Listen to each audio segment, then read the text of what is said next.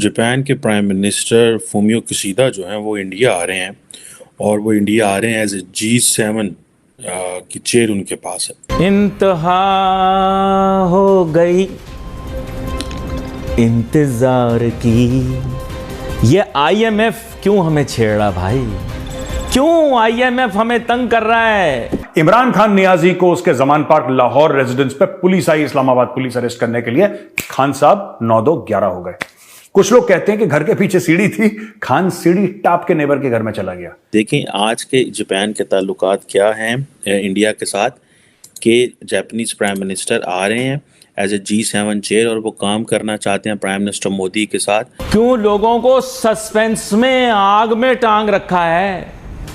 ना आरिया है ना जारिया है, बस खड़ा खड़ा मुस्कुरा रिया है। यूएई के गवर्नमेंट ने अनाउंसमेंट की है कि दुबई में रहने वाले पाकिस्तानी जो अपने बच्चों को पढ़ाई से महरूम रखेंगे उनके वीज़ाज रिन्यू नहीं किए जाएंगे, बल्कि इस कानून की खिलाफ वर्जी करने वाले पाकिस्तानियों को डिपोर्ट कर दिया जाएगा। गाइस, यूएई ने कहा है कि अब 18 साल के पाकिस्तानी नहीं आ सकते यूएई के अंदर। अगर मैं बाय द वे बदकिस्मती से पाकिस्तान का प्राइम मिनिस्टर होता, सबसे पहले मैं मुल्क में पता क्या लगाता? Education emergency. मैं कहता तुम सब के सब अनपढ़ हो, गो बैक टू स्कूल, पहले ढंग की पढ़ाई करो। हम जापान को देखते हैं कि जी वो इन्वेस्टमेंट करें, वो ये करें, वो करें, वो हमें सीरियस ही नहीं लेते। और ऊपर से चाइना फैक्टर। पाकिस्तानियों का यही हिसाब है, जब तक इनके सर पे डंडा ना आए, जब तक इनको करें ना कि जनाब करें, नहीं करेंगे तो डिपोर्ट कर देंगे, इसके अलावा कोई भी नहीं करेगा। आप तो कहते थे आप इस्लामी सुपर पावर हो, आप तो कहते थे पाकिस्तान इस्लाम का किला है, आप तो कहते थे दूध और शहद की नदियां बहेंगी, आप तो कहते थे कि एशियन टाइगर बन रहा है पाकिस्तान। और जहां अगर आप कंपेयर करें इंडिया के साथ, देखें हमारा बस इंडिया के साथ यही है कि क्रिकेट मैच देख लें वही अच्छा है, बाकी हमारा इंडिया के साथ कोई कंपैरिजन नहीं है। यहां पे तो ये तुम्हारा प्रधानमंत्री कहता है कि लीस्ट डेवलप्ड, यानी सबसे जो नीचे दर्जे के जो मुल्क हैं उनके लिए गया है, उस कॉन्फ्रेंस में गया है तुम्हारा प्रधानमंत्री, लीस्ट डेवलप्ड।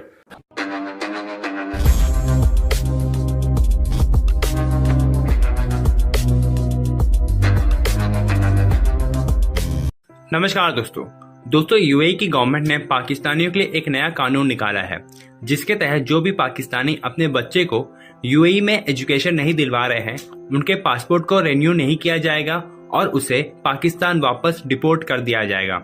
दोस्तों हम सब जानते हैं जाहिल पाकिस्तानियों के बारे में, जो इस्लाम के नाम पर अपने बच्चों को पढ़ाई तक नहीं करवा रहे हैं। और दोस्तों दूसरी तरफ हम सब जानते हैं पाकिस्तानी हमेशा से अपने आप को अजीम कौम कहते हैं, और यहाँ तक कि कहते हैं कि पाकिस्तान एशियन टाइगर है।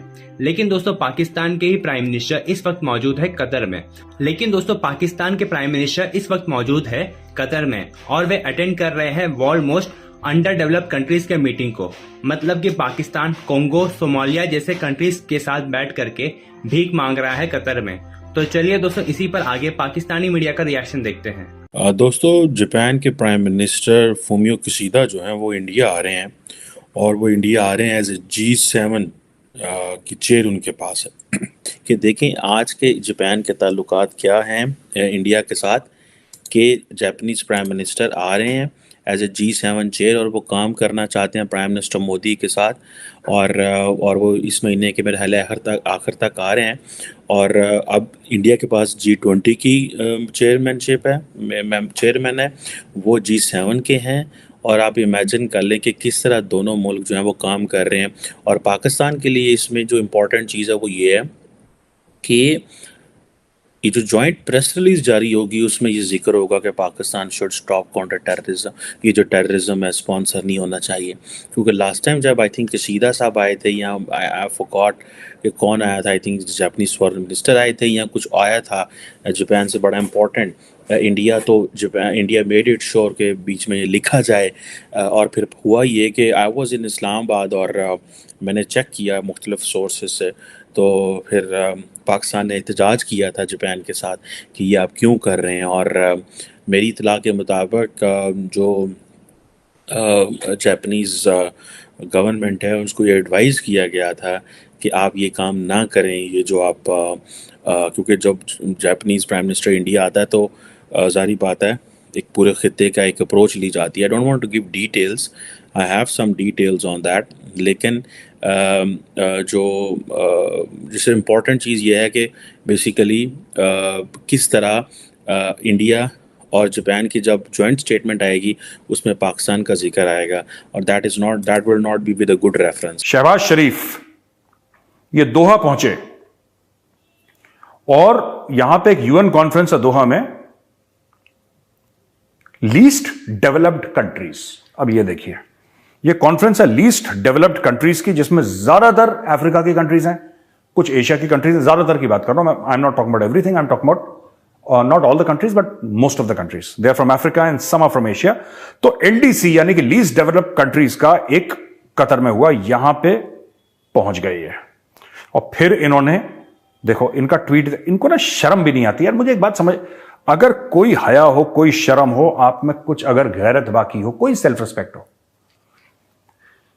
ये देखिए, just reach Doha on the invitation of my brother his highness Sheikh Tamim bin Hamad al Thani, the amir of Qatar, to attend the 5th UN conference on least developed countries LDCs. I will share Pakistan's perspective on the socio-economic challenges facing LDCs in Asia and Africa. Least developed countries have been badly affected by climate change, post-pandemic and geostrategic disruption in food and energy supply chains. These global events have left them vulnerable. LDCs will be better served by putting welfare of people at the center of public policy. यार एक बात बताओ, मैं confuse हूं थोड़ा सा, और मैं अपने जो पाकिस्तानी भाई बहन देख रहे हैं, मैं उनसे जरा क्लैरिटी चाहता हूं। आप तो कहते थे आप इस्लामी सुपर पावर हो, आप तो कहते थे पाकिस्तान इस्लाम का किला है, आप तो कहते थे दूध और शहद की नदियां बहेंगी, आप तो कहते थे कि एशियन टाइगर बन रहा है पाकिस्तान, आप तो कहते थे कि सी पैक ऐसा हो जाएगा कि भारत के मुंह से लार टपकेगी और गोरे वहां पे वीजा लेने के लिए तैयार हो जाएंगे।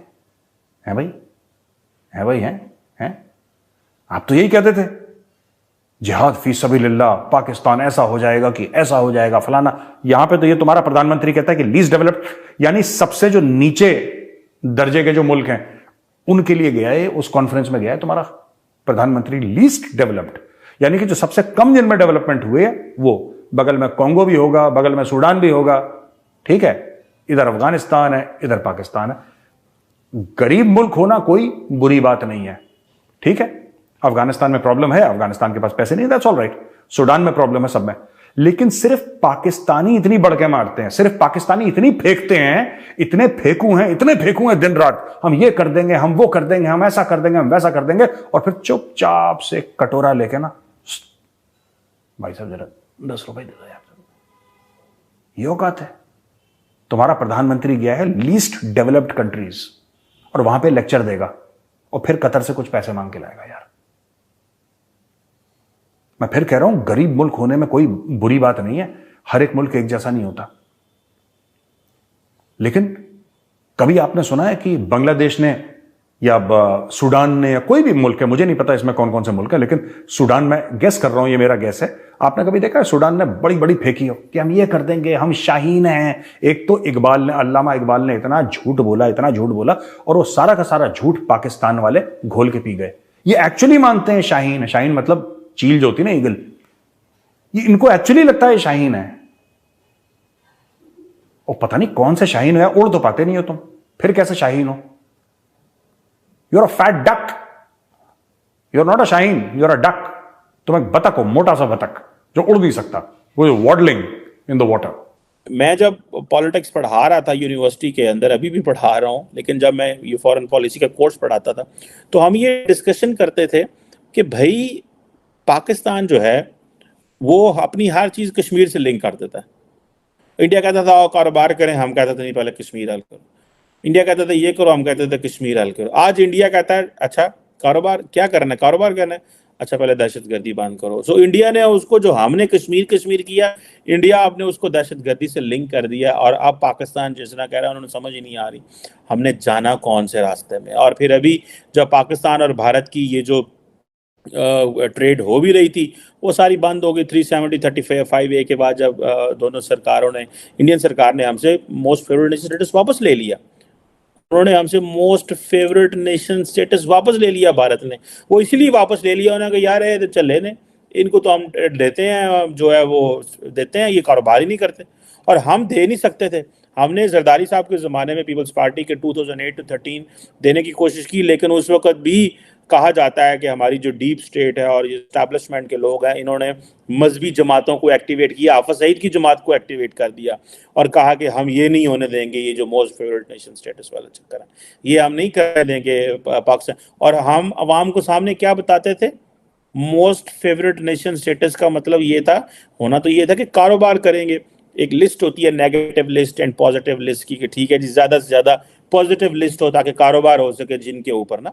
लेकिन हम क्या करते थे, हम मोस्ट फेवरेट नेशन स्टेटस का जो हमारे दाएं बाजू की मजहबी जमातें जो थी, जैसे हाफिज सईद और बाकी लोग जैसे, ये इसका स्टेटस करते थे, इसकी ट्रांसलेशन ये करते थे कि हम हुकूमत को भारत को पसंदीदा मुल्क करार नहीं देने देंगे। ये हुकूमत कहती है कि भारत हमारा फेवरेट तरीन मुल्क है, जो ट्रांसलेशन की जाती है। हालांकि उसका तल्लुक सिर्फ इकोनॉमी, बिजनेस, इन चीज़ों के ऊपर था, लेकिन हमने जारी बात है जहालत और इन चीज़ों का फ़ायदा उठाया। और हुकूमत की इतनी जरूरत ही नहीं होती थी कि इन दहशतगर्द जमातों को या जो मिलिटेंट्स हैं इनको सजाएं दे सके या इनके बारे में कुछ कर सके, क्योंकि ये सारी बात है स्टेट के प्रोजेक्ट थे, स्टेट के वो तो किस हवाले से ये हो सकता था। अब ये उरी का वाक़या हुआ कि उसके बाद सारी चीज़ें, सारी बात है जो है बंद हो गई। और अब अगर आप ये इसको शुरू करें तो भारत और पाकिस्तान एलओसी पे बड़ी सारी जो ट्रेड हो सकती है, ठीक है जी। और दोनों मुल्क जो हैं इसके ऊपर बड़ा काम कर सकते हैं, बड़ी मेहनत कर सकते हैं, और जो एक पूरे का पूरा जो है वो इकोसिस्टम अमन का क्रिएट हो सकता है अगर दोनों मुल्क इसके ऊपर जो है वो इन्वेस्टमेंट करें, दोनों मुल्क इसके ऊपर ध्यान दें। और इसका जारी बात है, आप कश्मीरियों से जाके पूछें कि उनको कितना एडवांटेज हो रहा है और वो कितने खुश हैं कि अमन है और उनको पता है कि इन्वेस्टमेंट आ रहा है। आज अगर भारत वहाँ पे इन्वेस्टमेंट कर रहा है, कारोबार की बातें हो रही हैं, ठीक है जी, तो वो इसीलिए हो रही हैं कि उनको पता है यार कि ठीक है अच्छे हालात आएंगे, बिजनेस होगा, इकॉनमी होगी। हमने अपने पाकिस्तान में जो कश्मीर है उसको थोड़ा दबा के रखा हुआ है। और आप अगर कश्मीरियों से जाके पूछें कि हाँ भाई क्या करना है, तो ज़्यादातर तो कश्मीरी बच्चे ये कहते हैं कि हमने आज़ादी लेनी है, हमने पाकिस्तान के साथ भी नहीं रहना। कोई भी मतलब इसमें कोई दो राय नहीं है, जारी बात है वो कहते हैं आज़ादी लेनी है, इंडिपेंडेंट रहना है। लेकिन जारी बात है वो प्रैक्टिकल कितना को मुमकिन है वो एक और चीज़ है। लेकिन लार्जली हम कश्मीरी यही कहते हैं कि हमें आज़ादी चाहिए। दूसरी तरफ अगर कश्मीरी जो हैं वो चाहते हैं कि कारोबार हो, वो तो लोग कैद बैठे हुए हैं। वो जो एरिया है जहाँ पे लोग पहले मरते थे, चीज़ें इस तरह की होती थी, आज वो जारी बात है वो चाहते हैं कि चीज़ें बेहतर हों, वो चाहते हैं कि नॉर्मलाइजेशन हो।